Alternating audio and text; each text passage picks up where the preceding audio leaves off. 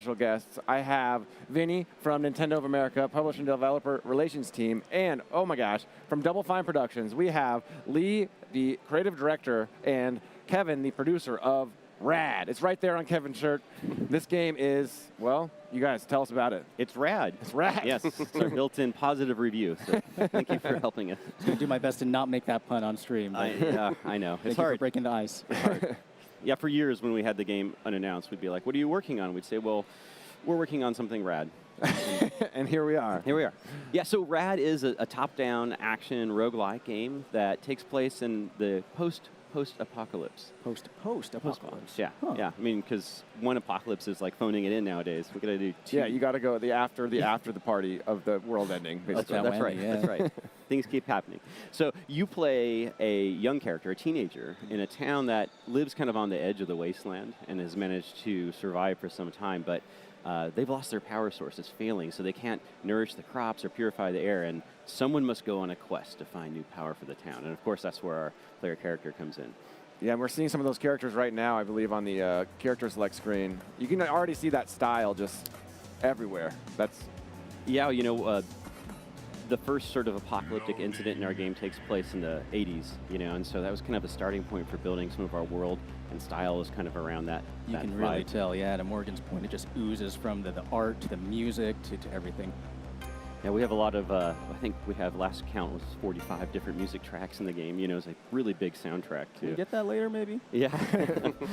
And so, you know, when you start a new game, you get this cutscene, and it's really the only cutscene we have in the game. You know, it just kind of sets up the big story, and the town is kind of governed by the Elder, who is this mysterious character who kind of wears this mask, this outfit, and so you're not really sure, you know, what he's about at the start of the game. It's something you kind of slowly uncover.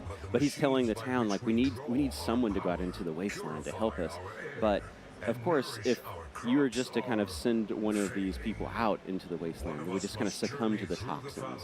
So what we're going to see here is that the Elder is asking for someone to volunteer, and of course, only the youth is able to do this because their DNA is malleable, as we find out. So the Elder selects them, and we go through the ritual of the remaking, where the Elder is going to use some of the technology from the second civilization that we call the Menders to modify the character's genetic makeup so they can absorb the toxins, or the rads, as they're called in this world. And instead of just succumbing to them, the player character will mutate over time randomly.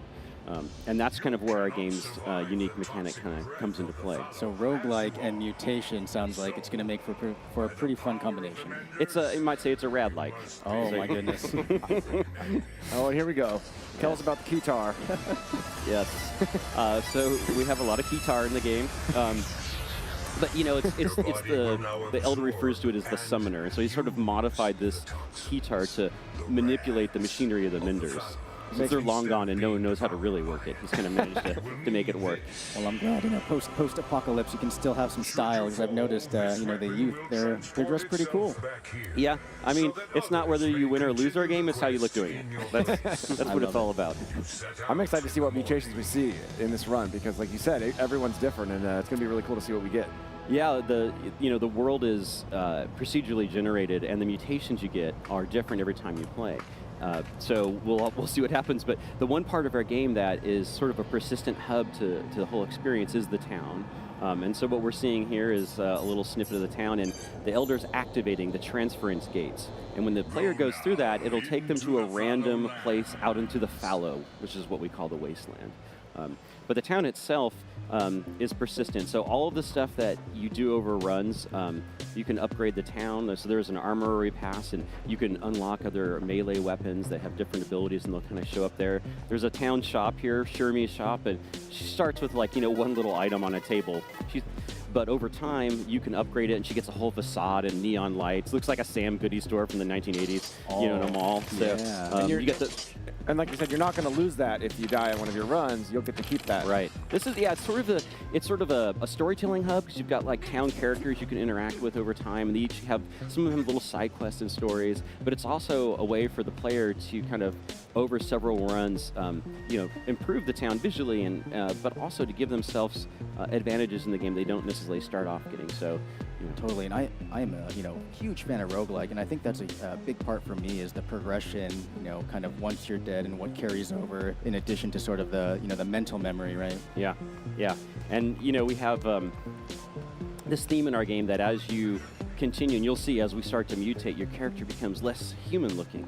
So you're sort of sacrificing your humanity to kind of help save the world, if you will, and the people's reactions to you changes as you come back into town based on your appearance. We have like unique dialogue for all that sort of stuff. So the teenagers hang out here in this sort of area. They think they're being rebellious, but they're really like 5 feet away from all the adults. It's like the only place they can go. Wow, playing some arcade games over there. Yeah, we've got some breakdancing. They're playing some arcade games. The teens are kind of, in some ways, jealous of you because even though they're kind of scared of what could be out there, it's really a chance for you to like make an impact, to kind of see the world because they've never really left this kind of contained area here. And what's this machine over here? I think I cut you off earlier. You had a comment about this machine maybe over here. Oh yeah, so this is Mac. Mac is a speak and spell style device that's been strapped to an old computer in an ATM. So he's the banker. And so if you invest in Mac, Mac will expand your capabilities. So you'll start to like save some of your money on death, or there's a remote network of ATMs out into the wasteland that you can activate to like, withdraw or deposit money depending on which features you've unlocked. I love that. Got it.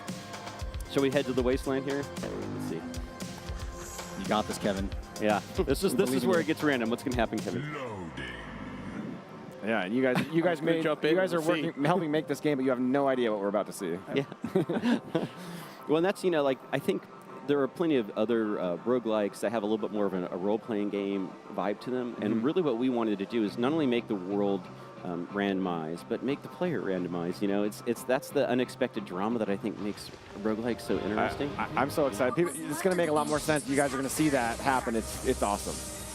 And when you start out into a new world like this, you just have your bat, and the bat has a couple special properties to it, and we have a pretty good melee combo system that's always there.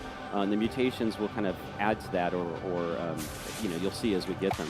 But when the player moves through the world and they defeat muties, they'll start to fill their rad meter at the top as their body starts to absorb the toxins. And when it fills, that's when you get that mutation. So we'll see here what happens.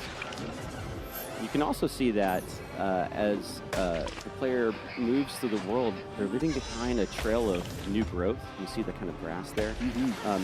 And that's kind of a byproduct of the way they've been modified. Like their body is like a walking humidifier or filter system. It kind of pulls the toxins out of the world and is leaving behind a little bit of growth. A little bit of love, yeah. And I could even see some completionists out there trying to scrape the whole map and really, paint the world green. Yeah, like as we just saw that object that was activated there, you saw a lot of that regrowth just happen like in a big whoosh.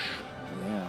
It mechanically it helps the player know where they've been because, our procedural levels are not small room to rooms. They're kind of a bigger, more open-aired experience. So, there's a lot to explore, and that is just a great visual way to say, oh, I've been here or I haven't been there. Right. You can see Kevin fell off the cliff, but the starting bat the player gets, which is known as the Elder Bat, it will teleport you back up if you fall off a cliff, and so you lose a little bit of health, but it's not like an insta-kill or anything. Right. There's other bats that you can unlock that have much more pronounced melee attacks, but then maybe don't save you as much when you fall off cliffs. So it's kind of a choice you can make. I see.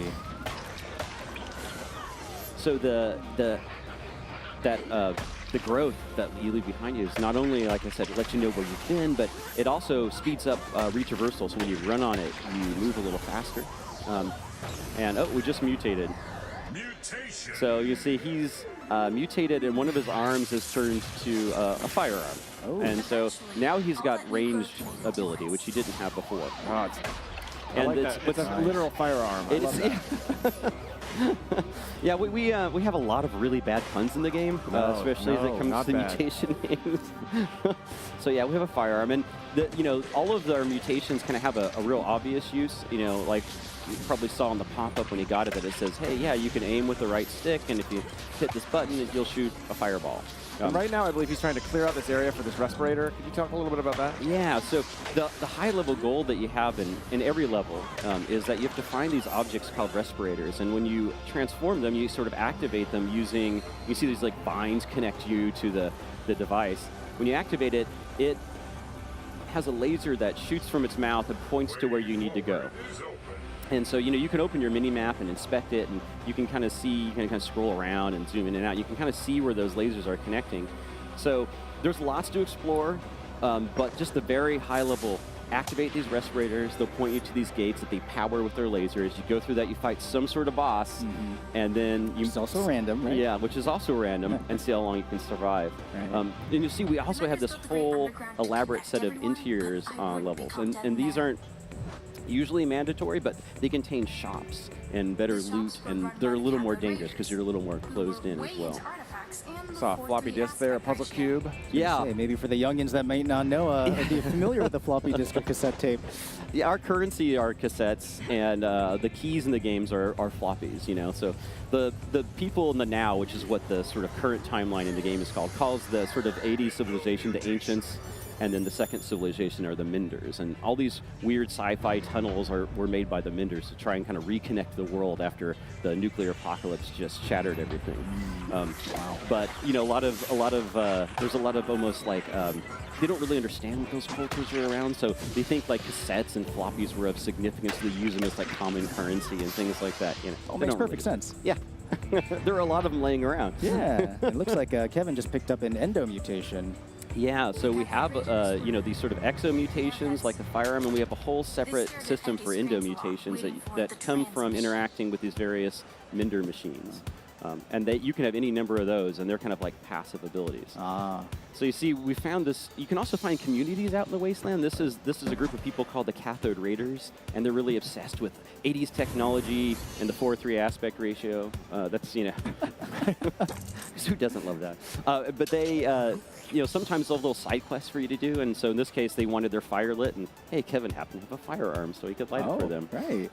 What were you saying? And that just feels like it was planned, but it really was random. Yeah, it's very serendipitous. Wow. So we didn't really want the community interactions. Our game isn't about people shooting other people and arguing over resources. It's really about everyone kind of wants the world fixed, if you will, Yeah. And they each have their own obsessions and their own way of dealing with the sort of issue. And I was going to say, like, even it's a post-apocalypse, it's quite colorful, and it's not like a dreary sort of apocalypse that, I'm kind of used to. Yeah, there's that post-apocalyptic wasteland. That's kind of a common trope, but you guys sort of took this whole new take on it, in my mind, is like regrowing this, adding this beauty back into that. Can you talk even more about that? Yeah. Yeah, for sure. So, I think one of the things that we thought about when kind of coming up of our take on he looks like he found a secret bomb shelter. Yeah, if I can get up to it. You can get up, try the TV there to your right. Yeah, there we go. Yeah, so we've got these secret interiors you can find. So this one took a floppy key, and now he's sort of discovered a little bomb shelter. So, we have a lot of little hidden things. I played like 30 hours at this back of the office, and I have not seen a single one. So We've got a lot of hidden stuff in the game. Wow. So he found another Cathode Raider. You see, this is Brother Ampere, who's been sort of trapped down here, and he's like really. So when we try to make any of the interactions, and he gives you a floppy as like a thank you for helping rescue him. We try to make all the interactions with other people positive. Because on some level, there's this meta arc that goes over the whole game, and as you finish a successful run, you get a story drop, and all of these communities you find and interact across all of our biomes ultimately all play a part in kind of saving the world. But it takes many hours to see that whole meta story, so it's just kind of thematically woven through the levels. But yeah, whether it's adding a flower or a piece of grass to a barren spot of dirt on the micro level or the macro, the whole story, it kind of all has that regrowth and rebirth and everyone working together, which is a really cool apocalyptic angle, I think. Yeah, I think, when we started making this game, why is Apocalypse relevant for us? And I think we sort of have this kind of obvious theme, but something that's still very relevant, which is that, these two older generations, these older civilizations have kind of destroyed this world and left it to rot. And who's going to fix the world? It's the young people, right? And so you've got these teens that all the hope is placed in these teens. And kind of what you find by playing the game is they're ultimately saving it from themselves. They're not just following orders. Ultimately, it's up to them to do it and the sacrifice for them to make. And maybe it's not fair, but that's what it is. That sounds a little familiar, but also quite deep. Yeah, and I think it's the same. It's the same sort of angst people play. But that really got us thinking about regrowth and the transformation. And wouldn't it be neat if you could just by taking on this quest and maybe sacrificing something, couldn't you the world just got ambiently, more verdant, started to regrow. That little trickle of hope in there. It's really cool and beautiful at the same time. Yeah. And now, so Kevin is activated those respirators, and we've gotten into, this is a mini boss fight. So, all of our mutants come in a few different flavors. We have the sort of base mutants, and we have evolved and alpha versions of them.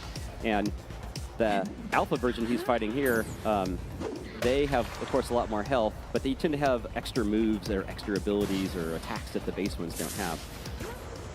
So this guy's got, this is an enemy we call the Smushroom, because it kind of looks like a mushroom and it smashes itself down. Yeah, I could see Kevin got it. Yeah. He's a pro. Ranged exo mutation can be really helpful for that fight. So you see when you defeat an alpha, they often drop a heart, and if you, I guess, devour the heart. I would never think of it that way. If you absorb the heart, how about that? It actually split his first heart, so you can see on his heart bar there, he's got the first one has got 3 pieces, and then 2. So between all of our levels, you as a player can choose to go back to town, or you can kind of go to the next procedurally generated wasteland level. And so we're just going to go to the next level, but a player could choose to go back to town for a lot of reasons. Like you might have money, and you might think you're going to die, so you go back to town, deposit some of it to keep it for a future run, or maybe you found something you think you can plant in the town farm, and that's another sort of upgrade path we have where you can find these strange fruits growing in your grass trail and pick them. And if you eat them right away, it gives you an immediate benefit. But if you save them and go back to town, you could plant them and find out and see if something happens. We won't spoil it all. I love it. But we leave that to the player, whether they like to kind of control that flow as much as possible. You want to go back? Yeah, take a breather, deposit some money in the crazy ATM connected to a spelling machine, whatever. Or just keep on rolling. Yeah, Kevin's feeling confident. Don't need to go back to town. Yeah, we'll see.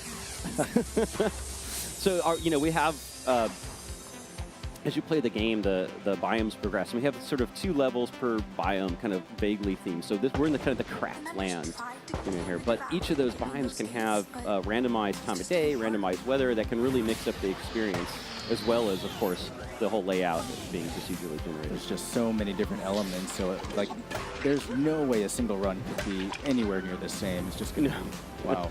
It's quite a bit different. Right. Now, you can get multiple mutations, so probably somewhere in this level, Kevin's character will mutate again, and we'll see how that works with firearms. Sometimes you wind up getting 2 mutations that work beautifully together. Sometimes they're a little more challenging together. Sometimes you even have hidden combos where you can kind of use them together to get a whole new ability. So pretty much you could play this game forever and still not find every single combination. That's what we're aiming for, forever.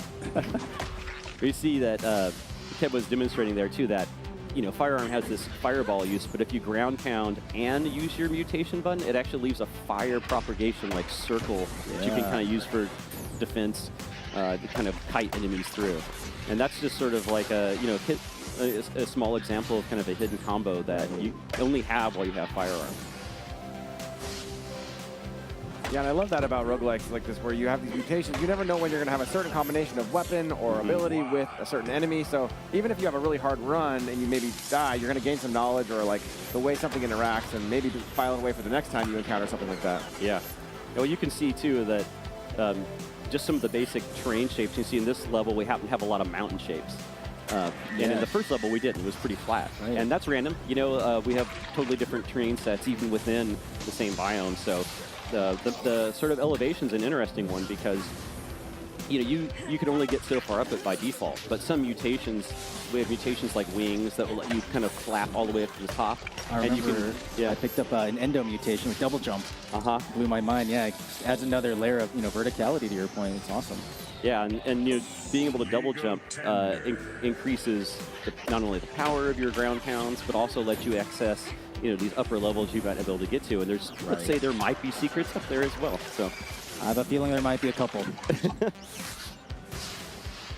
One of the other things that you hear while you're playing the game a lot is this sort of voice of the elder who's kind of narrating what's going on. So it's kind of there for comedic relief a bit.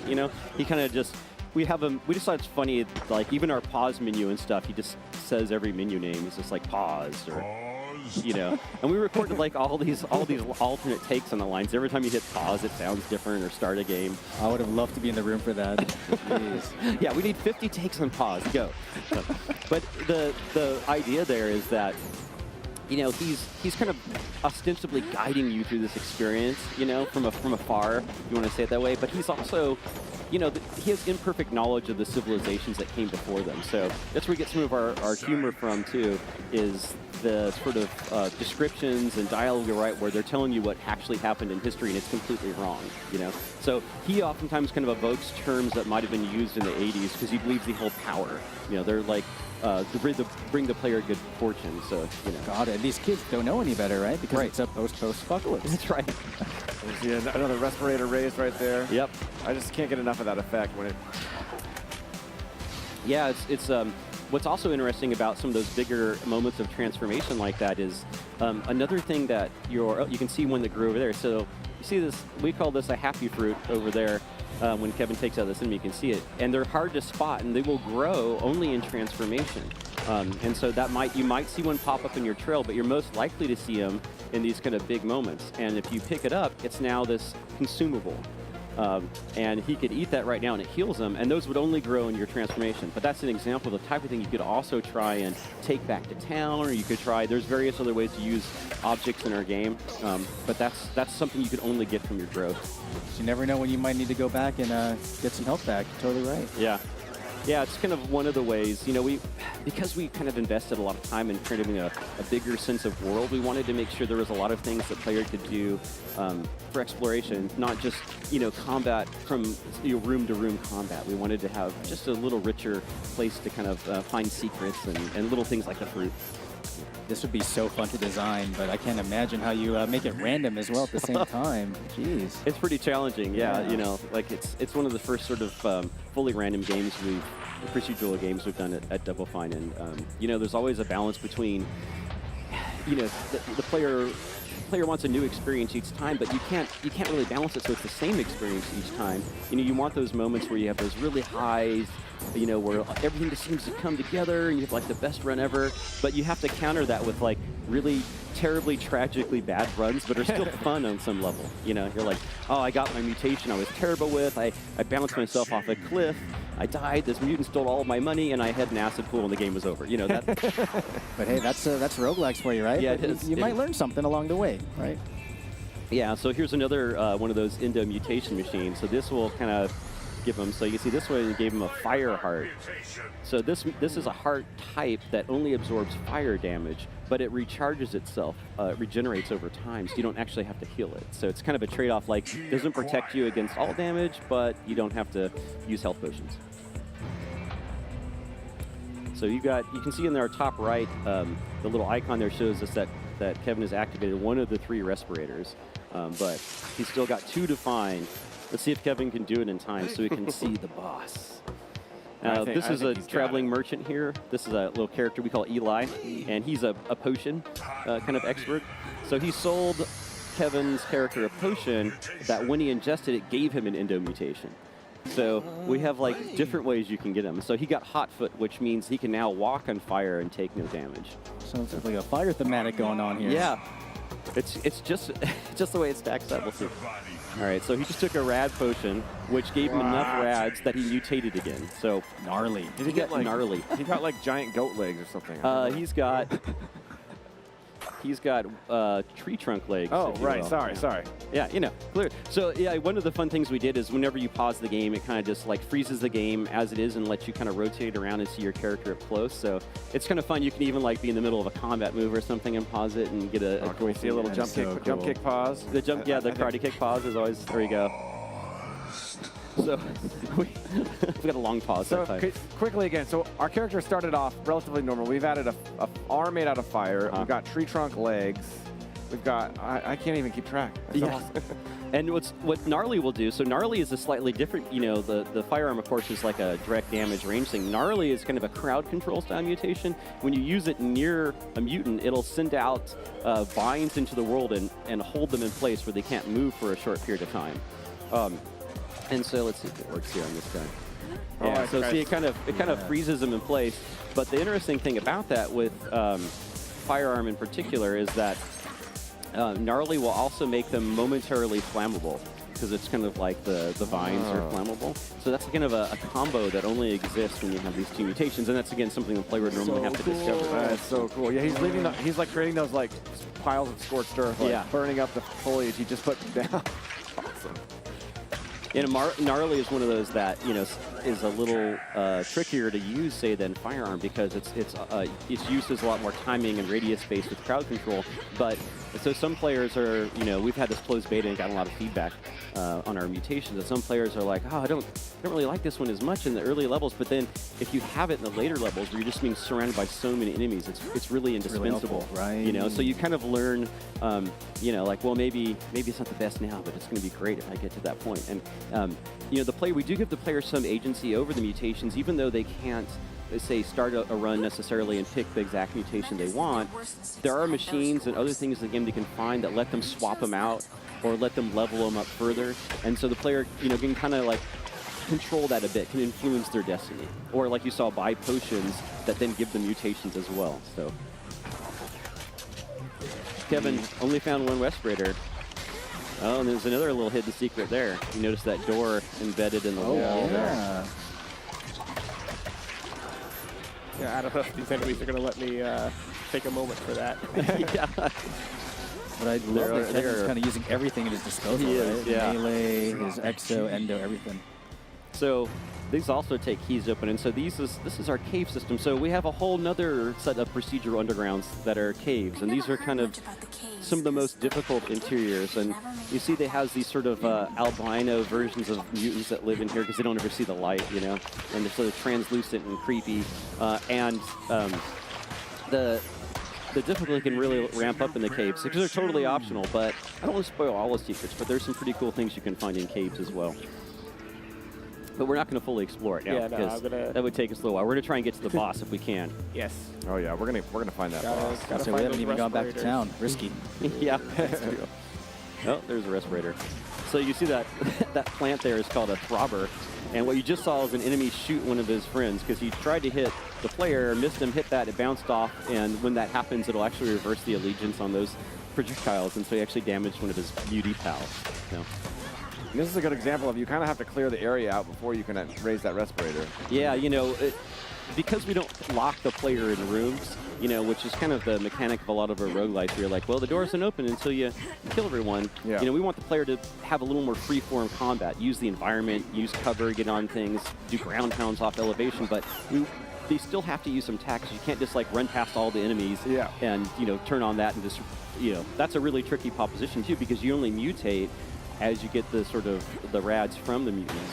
So you can speedrun our game. We have a daily challenge mode, and that's kind of our community connection, and that's a fun one because players can either choose to scrape the map and mutate more, maybe get more items, or they can try and speedrun and get speed bonuses. But then you have to be really good because you're going to mutate less and maybe not find health potions. Right. It's really that's exciting. I love a daily speedrun challenge, so that's like right in my alley.